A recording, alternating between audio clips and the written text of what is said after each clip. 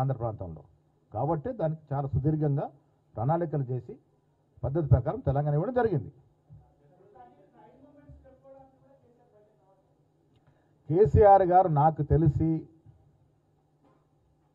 వీళ్ళందరికన్నా కొద్దిగా దూరదృష్టి ఆలోచిస్తాడు కాబట్టి తెలంగాణలో ఇంకా మనకు నూకలు చెల్లిపోయినాయి, ఇంకా బయటకు వచ్చి నేనేం చేయాలి, బీఆర్ఎస్ ముగిసిన శకం అని కేసీఆర్ గారికి బాగా తెలుసుంటుంది. మరి అప్పుడెప్పుడో చేసిన దీక్షను ఇయ్యాలేదో పని కట్టుకొని దీక్ష దివస్ చేసి ఉద్యమాలు ఉత్సవాలు జరిగిన కార్యక్రమాలకు ఉత్సవాలు చేసుకుంటే అర్థం లేదు, అర్థం ఉంది. ఇప్పుడు మేము ఇచ్చిన కార్యక్రమాలు, మేము చేసిన విజయవంతమైన కార్యక్రమాలు కొంచెం ఉత్సవాలు చేస్తా ఉన్నాం. మీరు 10 ఏళ్ళకి ఏం చేశారో దానికి ఉత్సవాలు చేయండి, మేము సంతోషిస్తాం. 10 ఏళ్ళలో మీరు ఏం చేశారు, ఎవరికి ఎన్ని ఉద్యోగాలు ఇచ్చారు, ఈ రాష్ట్రం ఏ రకంగా అభివృద్ధి చెందింది, కేంద్రం నుంచి ఎన్ని లక్షల కోట్లు తీసుకొచ్చినారు, విదేశీ పెట్టుబడులు ఎన్ని లక్షల కోట్లు తీసుకొచ్చి, ఇవన్నీ చెప్పి ఉత్సవాలు చేసుకోండి, సంతోషం.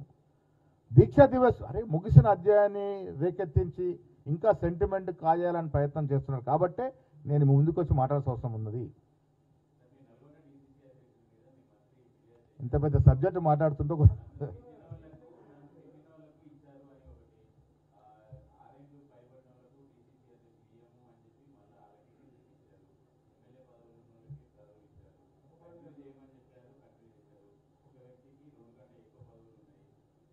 ఒకటొకటిగా చెప్తాను. 5 ఏళ్ళు క్రైటీరియా ఎక్కడ డిబేట్ కాలే. ఆత్రం సుగుణ 5 ఏళ్ళు పార్టీ అంటే 5 ఏళ్ళు పార్టీలో వేరొక పార్టీకి పోయి వస్తే ఆ నిబంధన లేదు. 5 ఏళ్ళు వేరే పార్టీకి పోకుండా నిరాటకంగా ఉండాలి, అది దాని అర్థం. సుగుణ గారు ఉద్యోగం వదిలేసి రాజకీయాలు కొత్తగా వచ్చారు, ఆవిడకి కండిషన్ వర్తించదు కానీ వేరే పార్టీకి పోయి రాలే. ఇవాళ చాలామంది సీనియర్లు ఇలా ఎమ్మెల్యే శ్రీశైలం గౌడ్ కావచ్చు, రాజేష్ రెడ్డి ఎమ్మెల్యే కావచ్చు, వీళ్ళందరూ కూడా చాలా వాళ్ళని చేయాలని చాలామంది ప్రపోజ్ చేసిన 5 ఏళ్ళ కండిషన్ వర్తించింది కాబట్టి చాలామందికి రాలేదు. అది ఆ కండిషన్ ఎక్కడ డిబేట్ కాలే. మీరన్నది ఎమ్మెల్యే పదవులు నేను ముందే క్లారిఫై చేశాను. ఎమ్మెల్యేలు గతంలో కూడా డీసీ అధ్యక్షులుగా ఉన్నారు, భవిష్యత్తులో కొంతమంది వస్తారు, ఎమ్మెల్యేకి అది వర్తించిన మాట చెప్పాము. కార్పొరేట్ చైర్మన్లు కొంతమంది వచ్చాయి, ఎస్ నెక్స్ట్ రెన్యువల్లో వారికి రాదు, డీసీ ప్రెసిడెంట్గా మిగులుతారు వాళ్ళు, అది క్లారిటీ. ఇంకోటి అడిగింది మీరు 5 ఏళ్ళు ఉన్నోళ్ళు కాదు, 2.5, 3 ఏళ్ళు 4 ఏళ్ళు ఎవరితో 5 ఏళ్ళు కంప్లీట్గా టెన్యూర్ కంప్లీట్ చేస్తే వాళ్ళని మార్చడం జరిగింది. 3.5, 4 ఏళ్ళు చేసిన వాళ్ళకి 3 ఏళ్ళకు పైబడితేనే మార్చాము, 3 ఏళ్ళ లోపల వాళ్ళకి మార్చడం జరగలేదు.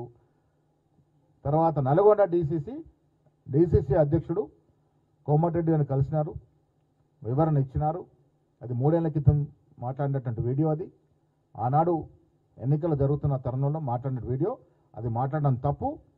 దాన్ని పీసీ అధ్యక్షుడు నేను కూడా సమర్థించాను. కానీ కోమటిరెడ్డి గారిని కలిసి నేను వివరణ ఇచ్చినాను, బహిరంగ క్షమాపణ చెప్పినాను, వారిని అన్నీ కూడా వివరంగా మాట్లాడి వచ్చినానన్నమాట ఇందాక నాకు కలిసి చెప్పడం జరిగింది.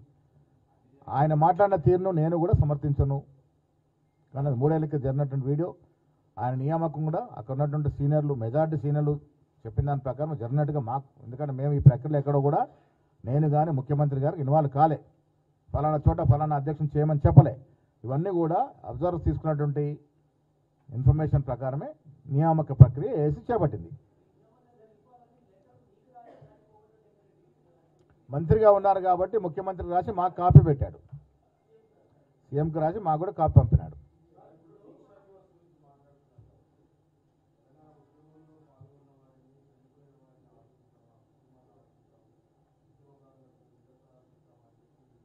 %100% ఇస్తా ఉన్నాం, మిగిలిన కూడా ఇస్తాం. వాళ్ళు 10 ఏళ్ళలో ఇచ్చిన ఉద్యోగాల సంఖ్య ఎంత? మనం తెలంగాణ తెచ్చుకుందే నిరుద్యోగ నిర్మూలన కోసం. మా ఉద్యోగాలను ఆంధ్ర ప్రాంతానికి పోతున్నాయినా తెలంగాణ ఉద్యోగం మొదలైంది. ఉద్యోగం మొదలైంది ఎక్కడ? నీళ్లు, నిధులు, నియామకాలు అటికెక్కిచ్చారు. కుటుంబ సభ్యులంతా ఉద్యోగాలు చేరారు తప్ప చనిపోయిన కుటుంబాలకు ఉద్యోగాలు రాలే. నిధులు ఏ రకంగా జరిగాయో, ఏ రకంగా అన్యాక్రాంతం మనం చూసాం. నీళ్ళ దోపిడీ ఏ రకంగా జరిగిందో చూసాం. నిధులు ఎక్కడుండి నిర్వర్తించారు వారు? సెక్రటరీకి వచ్చిన పాపన పోలే. సో ఇవన్నీ కూడా డిబేట్ అనేవి పక్కదారి పట్టినాయి కాబట్టి ప్రజలు విజ్ఞులు కాంగ్రెస్ పార్టీని తీసుకొచ్చారు. 10 ఏళ్ల తర్వాత అయినా ఇచ్చిన పార్టీ కాంగ్రెస్ కాబట్టి జాగ్రత్తగా చూసుకునే ఉద్దేశంతో మమ్మల్ని గెలిపించడం జరిగింది. ఆనాడు ప్రజాదరణ ఉన్నటువంటి నాయకుడు రేవంత్ రెడ్డి ముఖ్యమంత్రి అయ్యారు. ఈ 2 ఏళ్లుగా మేము ఇచ్చినటువంటి సంక్షేమం కానీ అభివృద్ధి కానీ వాళ్ళు 10 ఏళ్లలో 1:5 10 ఏళ్ళు వాళ్ళు ఇచ్చిన సంక్షేమం కానీ అభివృద్ధి మీద చర్చకు ఎవరు వస్తారంటే వారికి వెల్కమ్. చర్చ పెట్టుకుందాము, చర్చకు సిద్ధం.